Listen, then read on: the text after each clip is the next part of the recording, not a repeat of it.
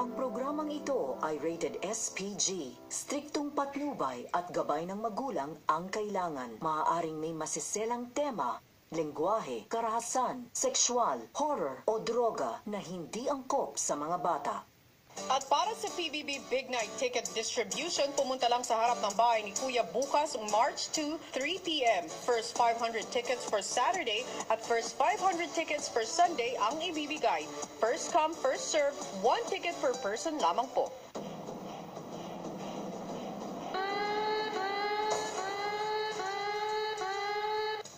Bakit sa tingin mo nag-red?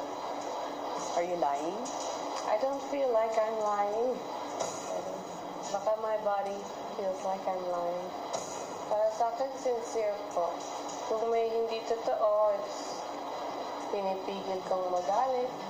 Trying to be a better version of myself. Pero I don't feel na peke po ang pinapakita ko sa tao. Tingin mo ba fake ang tingin sa'yo ng ibang mga housemates? Narinig ko na po, si Jerome ang sumagot at si Benina, sabi daw, kung siya ako dati, bakit ako sasali dito? I always knew na I don't have the perfect personality para sa show na to. Kaya, yung main focus ko dito ay maging mabuting tao, to improve myself. May panahon ba sa buhay mo na naging mapusok ka? Have you ever been promiscuous? Yes.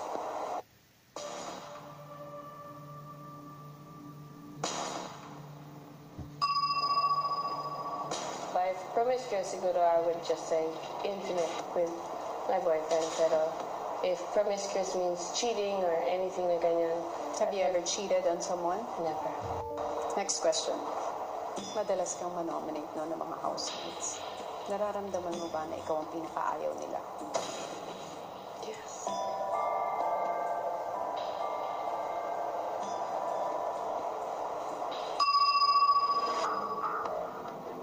Na-feel mo? Lalo na, hindi lang sa nominations, pero kapag binigyan sila ng chance na magtulong, doon mo talaga mararamdaman, ay, Ayaw nila sa'yo. walang nagpili sa akin. How do you handle it?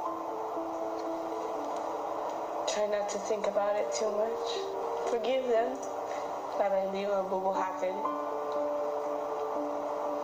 You Just a made it nice to the lucky feeling. 7. How did it feel nung makita mo yung reaction nila nung ikaw lumabas sa confession room? Naramdam ko na some of them were disappointed or walang masyadong masaya kasi mabigat. Alam namin na may aalis. Pero yung day-to-day reaction sila sa akin, yung trato nila sa akin, every day, for me, speaks louder.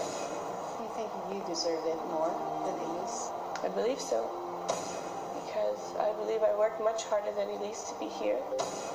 May sama ka ba ng loob sa mga housemates? Yes.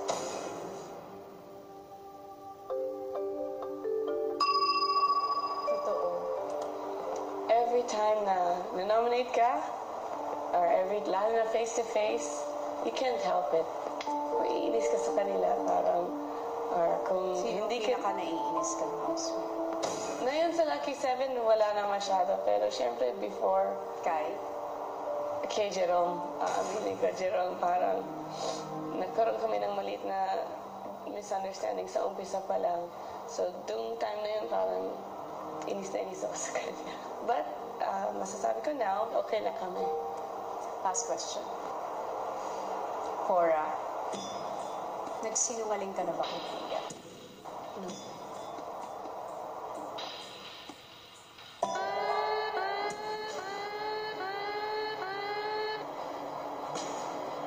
I think kapag mas nervous ako sa tanong, inclined na magiging lie. In order for me to lie, feeling ko dapat maalala ko yung time na nag-lie ako. But, wala. Was there ever a time that you weren't 100% honest with Kuya? No. No questions na tinanong ako na Hindi mo I sinagot? didn't want to answer. Never akong humindi. Siguro just not showing how frustrated I am. Siguro hindi lang mas naging open, but you never lied. Guarded talaga ako. It's true. And that's it for your lie detector test. Thank you. Thank you for being honest. Matapos ang mainit na mga katanungan kay Cora, sunod na sasalang si Tanner na hindi na maitago ang emosyon tungkol sa matagal na pananatili sa bahay. Are you ready? Yes. First question.